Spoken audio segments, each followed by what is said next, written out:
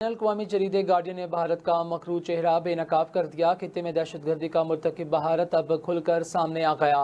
تفصیلات کے مطابق اپڈیٹ کریں تو آپ کو بتائیں، خلاصتاً تحریک کے حامی سکھ علیحدگی پسندوں کو بغض کی آڑ میں پاکستان اور مغرب دونوں میں نشانہ بنایا جا رہا ہے۔ خطے میں دہشت گردی پھیلانے اور مذموم مقاصد کے حصول کی خاطر بھارت کی مکروہ عزائم پر مشہور بین الاقوامی جریدے گارڈین نے رپورٹ شائع کر دی ہے۔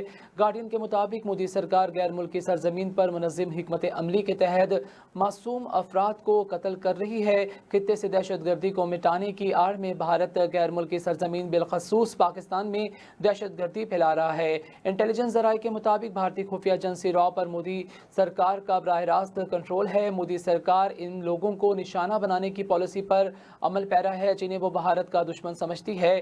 پچھلے سال بھارت کی دنیا بھر میں جگ ہنسائی ہوئی جب کینیڈین سرزمین پر را کے ہردیپ سنگھ نجر کی قتل ہونے کی شواہد سامنے آئے۔ واشنگٹن اور اس کے طرف کی طرف سے بھی یہ الزام لگایا گیا ہے کہ بھارت کینیڈا میں سکھ کارکن کے قتل سمیت دیگر سکھ رہنماؤں پر قاتلانہ حملے کی منصوبہ بندی میں بھی ملوث ہے۔